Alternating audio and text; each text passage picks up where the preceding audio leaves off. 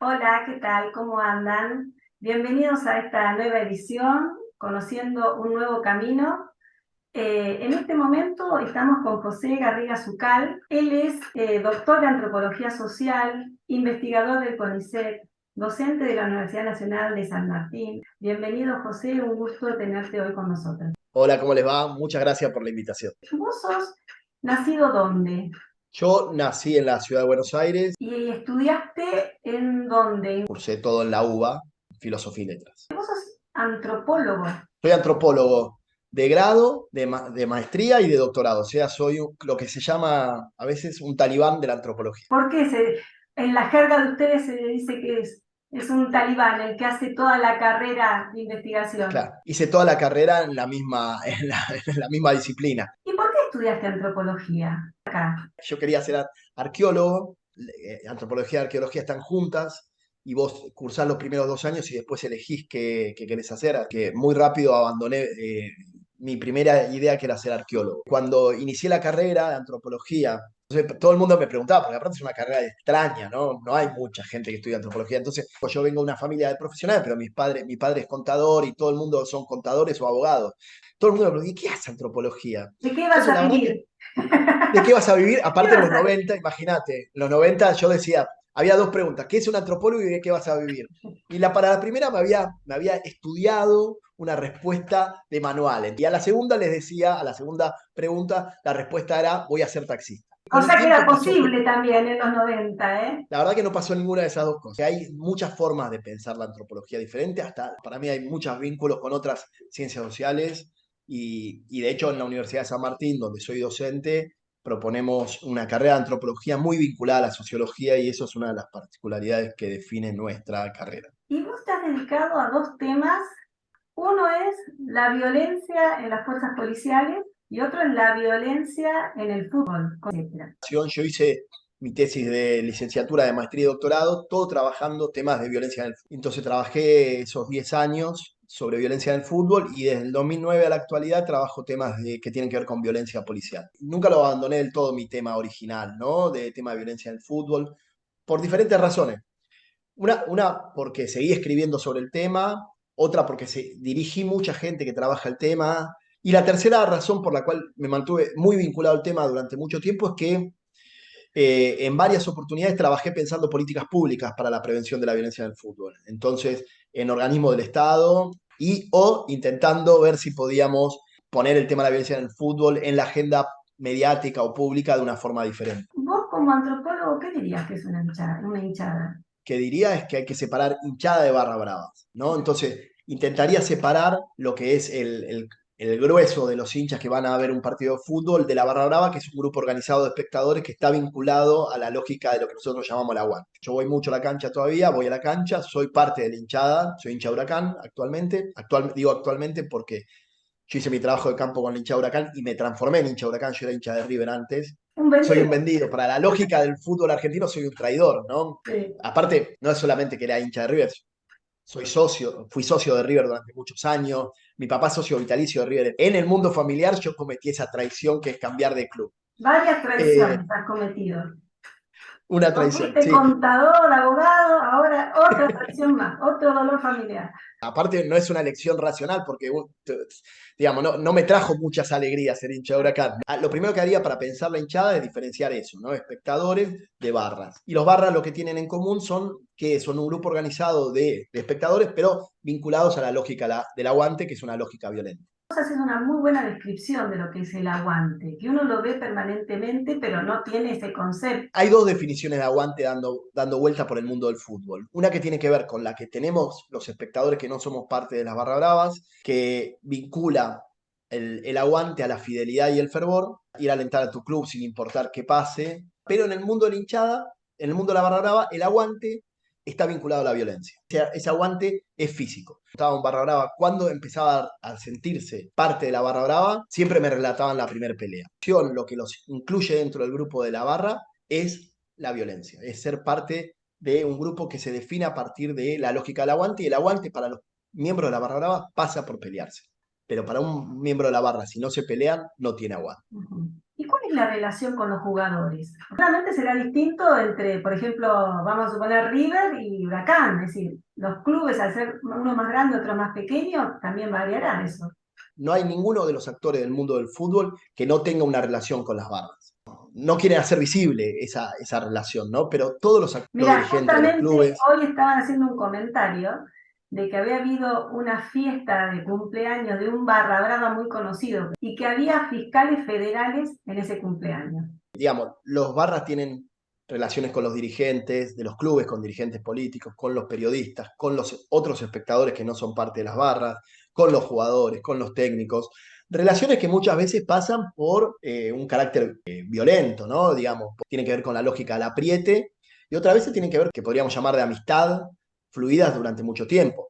Un fiscal que va al cumpleaños de un barra brava no va porque le tiene miedo, va porque tiene una relación fluida hace mucho tiempo. Los barra bravas no son marcianos, ¿no? Están dentro de una red de relaciones sociales que les permite hacerse de recursos materiales y simbólicos. Entonces, ser parte de la barra brava te incluye dentro de un mundo relacional, no te excluye, ¿no? Lo primero que vos pensás es, che, es un barra brava, comete actos violentos, debe estar excluido del mundo social. No, eso no pasa, ¿no? Está dentro de un mundo de relaciones sociales y está dentro del mundo de relaciones sociales a partir de ser definido como barra brava. En algunos clubes tendrá más contacto con los dirigentes políticos, en otros con los dirigentes de los clubes, en otros con los jugadores. En otros esos contactos pueden ser muy, muy tensos, ¿no? Que haya contacto y haya intercambio no significa que todo sea armónico. En muchos casos puede haber muchos actos de apriete y violencia. ¿Y tienen intención de formar parte de la dirigencia? En algunos casos sí, en otros no, es variable también según la institución, según los barras. La verdad que, no sé, en mi investigación encontré barra bravas que eran actores que no querían tener vínculo con el club, a otros que sí, actores que tenían estudios universitarios completos y otros que eran trabajadores informales, algunos ladrones, otros no. ¿Se entiende? Digamos, hay una heterogeneidad muy grande dentro del mundo de las barras y eso entonces hace que cada barra tenga un perfil muy diferente. Sin embargo, los medios de comunicación muestran un estereotipo que es de sectores bajos, empobrecidos, que viven de lo que le da el club y con un bajo nivel cultural. Exacto, ahí me parece que es central romper eso, ¿no? Porque de fondo ahí también se esconde un prejuicio que ordena la representación de la violencia más allá del mundo del fútbol, que es que los que cometen actos violentos en la Argentina y en el mundo son sectores populares. Si hay algo que tenemos que totalmente romper es ese prejuicio, ¿no? Los actos violentos los cometen todos los actores sociales. Reducir la violencia a los sectores populares es un error terrible. En la Argentina y en todos lados, pero en la Argentina, sobre todo teniendo en cuenta las violencias que tiene en la historia argentina las clases dominantes. ¿Y cuándo surgieron las barras bravas? Mira, hay un proceso de formación de grupos organizados de espectadores a partir de la década del 70, donde ya a partir de un caso, de un asesinato famoso en la cancha Huracán, hincha de Huracán asesinan a un hincha de Racing, que es el caso Souto, a partir de ese caso se empieza a hablar de barra bravas y empieza a formarse estos grupos organizados de hinchas, pero la lógica de lo que nosotros llamamos barra brava explota a partir de la década del 80. Desde el 80 hasta el 20, dos décadas de este siglo, se construye una forma de pensar a las barra bravas y su relación con el fútbol moldeada por el aguante. Durante la dictadura había grupos organizados de hinchas, pero no había barra bravas todavía con el formato que nosotros lo conocemos actual. Pero durante la dictadura no tenían el perfil que van a tener a partir de la década del 80. Que el perfil tiene que ver con un grupo organizado de espectadores donde está el aguante como eje central de la articulación, donde las barras viven de los recursos que sacan de los dirigentes de los clubes y de los clubes. Eso antes no pasaba. Entonces, esa es una particularidad del fútbol argentino, que es diferente a lo que pasa con los hooligans. Los clubes en la Argentina son sociedades sin fines de lucro y eso señala también una relación de las barras con las instituciones que no tienen en otros lados. Recuerdo haber escuchado de que, bueno, se desterró en Inglaterra esta violencia porque no había este lazo tan estrecho entre dirigencia y barras. ¿Es así? Primero, yo nunca diría se desterró, ¿no? Lo que sucedió en el fútbol inglés con los hooligans, también está sucediendo acá, es que la violencia cada vez se hace menos visible. En la década del 80 y en los 90, la violencia en el fútbol argentino se hacía y se mostraba en los estadios. Y lo mismo pasaba con el hooliganismo. Y entonces era muy visible esa violencia. Lo que pasó en el fútbol inglés es que la violencia se hizo invisible. No es que dejó de haber violencia, sino que ya no aparece en los estadios. Y no aparece en los estadios porque la Premier League como mercancía impide que la violencia sea una mercancía, que esté visible. Va en contra del negocio de la Premier League. Y en el fútbol argentino uno ve muy pocos incidentes violentos dentro de los estadios en el fútbol argentino y lo que ve más son muertes en las adyacencias de los estadios o en otros días fuera del partido, ¿no? Hay un corrimiento de la violencia a otros espacios y a otros momentos. Pero también lo que aconteció con el fútbol inglés y con la Premier League es que también hubo un proceso muy grande de elitización del fútbol inglés, ¿no? Que expulsó a muchos actores del fútbol inglés. Entonces, la verdad que hicieron un fútbol totalmente diferente. La Premier League es un fútbol totalmente diferente a lo que era el fútbol inglés en los 70 y los 80. Y ese proceso de elitización, que es un proceso de exclusión de algunos actores, en el fútbol argentino se está dando lentamente, que también cambia profundamente el tipo de espectáculo, que se hace una mercancía completamente diferente, que en el caso argentino nos lleva a pensar qué tipo de espectáculo queremos. Una persona que es violenta dentro de la barra, que vos decís en tus escritos que no se percibe como violento. ¿Qué pasa en su ámbito familiar? La pregunta tiene dos partes, ¿no? La primera es señalar que en nuestra sociedad es muy difícil que alguien se perciba y se autodefina como violento, ¿no? La violencia siempre es una particularidad de los otros y funciona como algo, como un estigma. Entonces, en nuestra sociedad casi nadie se define como violento porque sus prácticas, que otros pueden definir como violentas, son legítimas para uno. Entonces, las barra bravas tienen prácticas que otros definen como violentas, pero para ellos son legítimas porque le dan aguante. La legitimidad del aguante está vinculada a la violencia en el fútbol y no a otros espacios. Entonces, es muy difícil pensar que el actor que es violento en el mundo del fútbol es violento en todas sus interacciones. Habrá algunos que son violentos en algunas y en otras no, y habrá algunos actores, miembros de la barra brava, que son violentos solamente en el mundo del fútbol y en otros escenarios no tienen prácticas violentas. Para explicar esto siempre cuento un caso muy gráfico, que es un barra brava que los sábados construía su masculinidad peleándose y los domingos era Boy Scout. Según los contextos de acción tenemos legitimidades diferentes y actuamos según lo que es legítimo en cada contexto. Una de nuestras propuestas, siempre para pensar también la prevención de la violencia en el fútbol, es no pensar a los actores como violentos, sino pensar a actores que cometen actos violentos. La violencia no es una esencia ni una particularidad de los actores.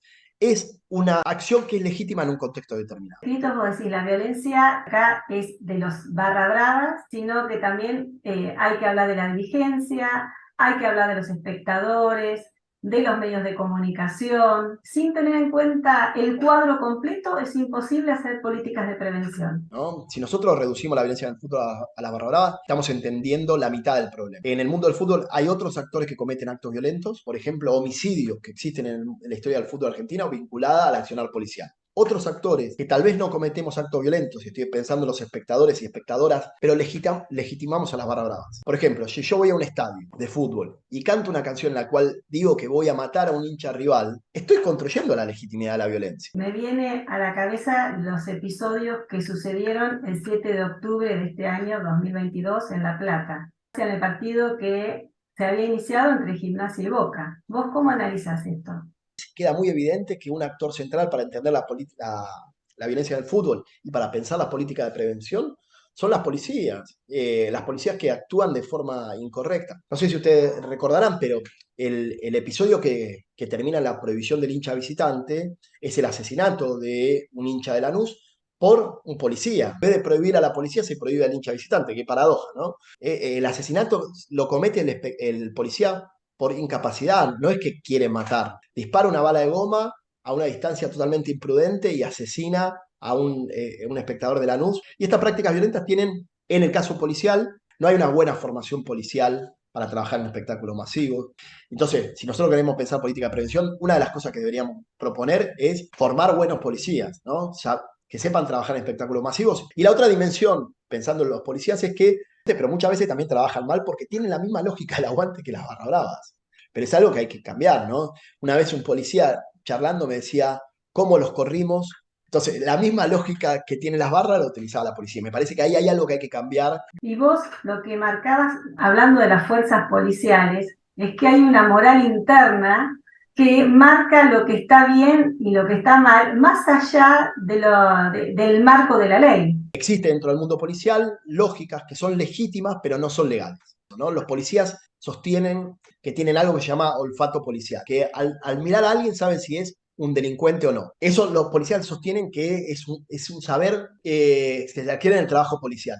Me parece interesante también entender que la policía no está aislada del resto de relaciones sociales y que cuando interpreta a algún sujeto como sujeto peligroso, lo hace al calor de lo que la sociedad define como peligroso. Ya Danos saben, ejemplos. ¿no? Yo soy policía, me encuentro con alguien que no es policía, le pido el documento y esa persona me trata mal, me insulta. El policía entiende que esa falta de respeto, para la mirada policial, si a mí me falta de respeto, es legítimo que yo encauce esa relación con un coscorrón, un correctivo, formas de violencia de baja intensidad. Parte de la sociedad también lo sostiene esto. Claro, La esa autoridad hay que legitimidad, respetarla y eso es una falta de respeto, ¿no? pero esa falta de respeto a la autoridad legitima el uso de la violencia en el caso policial. Obviamente que los policías saben que lo que ellos están haciendo en ese momento es ilegal, pero entienden que eso es legítimo. Y es legítimo porque les han faltado el respeto, sacrificando su vida por la sociedad. Entonces merecen mucho más respeto que cualquier otra profesión, porque entienden que pueden morir en su profesión. Obviamente que si nosotros comparamos, mueren muchos más trabajadores de la UOCRA que policías, ¿no? No importa, pero la representación policial hace que los policías entiendan que su profesión es una profesión de riesgo, que entonces pueden morir trabajando. Entonces que toda la sociedad le debe respeto. Y acá me parece interesante señalar algo que es central para entender cómo se usa la violencia, porque si no creemos que los policías usan la violencia siempre, no, y la verdad que no, tienen criterios de uso de la violencia. Si le falta el respeto, un joven de sectores populares, con gorrita, vestido con todas las formas, seguramente se va a ganar un coscorrón, un correctivo, un estate quieto, pero si por el contrario, el que le falta el respeto es una persona trajeada que camina por un barrio adinerado, nunca van a usar la violencia, porque temen que ese uso de la violencia pueda transformarse en un sumario que les arruine su carrera policial. Entonces, hay criterios de uso de la violencia que tienen que ver con cómo y cuándo puedo usar la violencia. Pero detrás de todo esto hay un discurso de uno u otro lado de la grieta, tomemos el caso de Sergio Berni o de Patricia Bullrich, que habla de que a la policía hay que darle apoyo para que pueda hacer su actividad. ¿Cuál es la visión que vos tenés? Hay varias cuestiones en la pregunta para pensar. ¿Qué significa apoyar a la fuerza de seguridad? ¿No? Me parece que es interesante pensar qué es el apoyo para la fuerza de seguridad. Porque buena parte del trabajo que hacen las fuerzas de seguridad lo hacen en condiciones que son muy malas, ¿no? Entonces, me parece que una de las cosas para mejorar el trabajo de la fuerza de seguridad es mejorar sus condiciones laborales. Y no darle apoyo para decirle, ustedes hagan lo que quieran, sino mejorar las condiciones de trabajo de los policías. Y las policías me parece un punto central. Mejorar la formación continua de los policías y también darle herramientas para ser mejores profesionales. Yo creo que hay que apoyar a las policías porque, en este sentido, ¿no? Cuanto más profesionales y mejores policías son, menos actos violentos cometen. Un policía que conoce bien su profesión no va a cometer un acto violento porque arriesga su carrera laboral. Entonces, me parece que la mejor forma de reducir la violencia es mejorar la profesionalidad de las fuerzas de seguridad, mejorando sus condiciones de trabajo y mejorando su sueldo también, por ejemplo, ¿no? Que es parte de su condición de trabajo, pero también mejorando su formación profesional. Y por el contrario, no creo que sea conveniente legitimar las violencias, porque de fondo, en los discursos que dicen apoyar a la fuerza de seguridad, lo que terminan haciendo muchas veces es legitimar las violencias policiales. Yo en eso estoy totalmente en desacuerdo, ¿no? No hay que legitimar esas violencias, ni los usos ilegales de las violencias policiales, ¿no? Hay que apoyar a la policía cuando hace las cosas dentro de lo legal, ¿no? El caso Chocobar es el mejor ejemplo de un policía que no hizo las cosas que tenía que hacer y fue apoyado políticamente y sin embargo el policía va a estar preso, pobre porque queda una contradicción, ¿no? Lo apoyan, pero el tipo comete un asesinato, tiene que estar preso porque comete un asesinato, pero lo apoyan políticamente y cree que está bien lo que hizo cuando está mal lo que hizo porque legalmente está mal.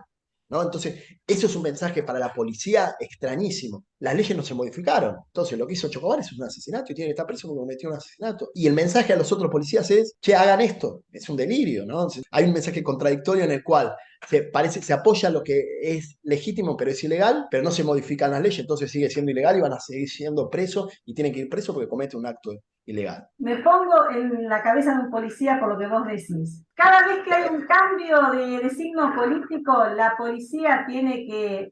Sí, la policía es una institución muy capaz de hacer eso. Es una institución muy hábil para ajustarse a los tiempos políticos o decir que se ajusta a los tiempos políticos sin modificar sus lógicas más aferradas, más sus prácticas. viejas y legítimas. Sí, me parece que ahí la policía tiene mucho, pero mucho músculo para decirle a los que manejan las instituciones, sí, sí, sí, sí, y no hacen nada. Pero no hay mucha diferencia entre la policía, la forma en que se piensan. Los dos ministros de seguridad piensan la policía. Pero hay un montón de múltiples casos en los cuales la policía no usa lo que se llama la proporcionalidad de la fuerza, ¿no? Cuando si alguien viene y me insulta, yo no puedo dispararle porque me insulta, ¿no? ¿Te entiende? Tiene el uso legal de la fuerza policial debe ser proporcional a la amenaza que existe, a la amenaza existente. Por eso es que lo de Chocobar es un asesinato, porque no hay ninguna amenaza, ¿no? El delincuente está corriendo de espaldas y Chocobar dispara de espaldas. Nosotros siempre decimos algo que puede parecer políticamente incorrecto, que es, no hay nada mejor que un policía que sepa tirar, que sabe usar bien su arma de fuego, es un policía que la va a usar en el momento correcto. El policía que